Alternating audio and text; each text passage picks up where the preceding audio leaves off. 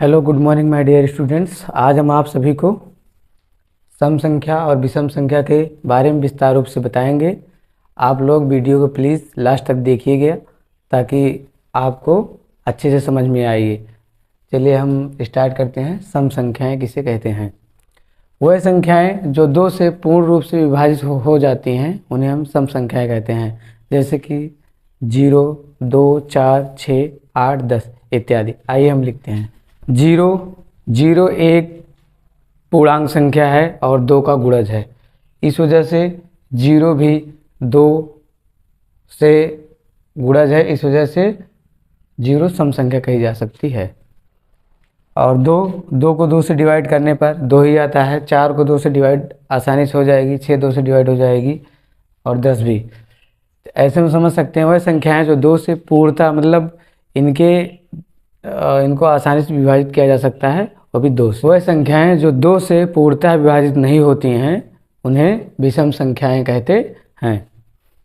वह संख्याएं जो 2 से पूर्णतः विभाजित नहीं होती हैं उन्हें विषम संख्याएं कहते हैं। अब जैसे में 1, 3, 5, 7, 9।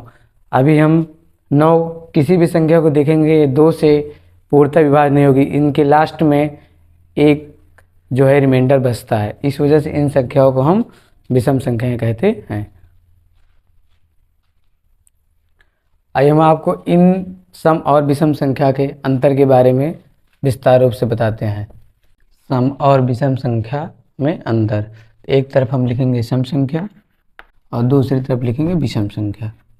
सम संख्या में पहला अंतर, ये संख्याएं पूर्णतया 2 से कट जाती हैं, अर्थात पूरा 2 से कट जाती हैं, तथा विषम संख्याएं 2 से पूरा नहीं कटती हैं। ये हमारा पहला अंतर हो गया। दूसरा अंतर है हमारा, इन संख्याओं को 2 बराबर भागों में बांटा जा सकता है, अर्थात सम संख्याओं को 2 बराबर भागों में बांटा जा सकता है, किंतु विषम संख्या को 2 बराबर भागों में नहीं बांटा जा सकता। तीसरा नंबर, सम संख्याएं या ये संख्याएं 2 की गुणज होती हैं, अर्थात सम संख्याएं जितनी भी संख्याएं वो 2 की गुणज होती हैं। जैसे 2 इक्वल टू 2 एकम 2, 4 2 गुणे 2, 6 2 गुणे 3 इत्यादि। किंतु विषम संख्याएं 2 की गुणज नहीं होती हैं। चौथा नंबर है हमारा, सबसे छोटी सम संख्या 2 है। 0 भी लिखा जाता है क्योंकि 0 एक पूर्णांक संख्या है, इस वजह से 0 को भी हम कह सकते हैं, लेकिन वो सम और पूर्णांक दोनों है। तथा इसमें विषम संख्या में सबसे छोटी विषम संख्या 1 होती है। पांचवा नंबर है,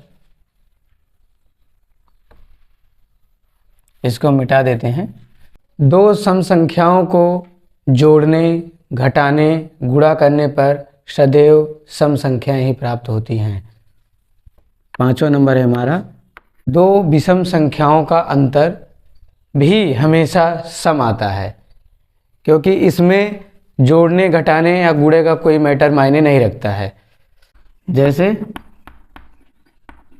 हम कह सकते हैं, पहली हमारी विषम संख्या है 1 और दूसरी है 3, 1 and 3।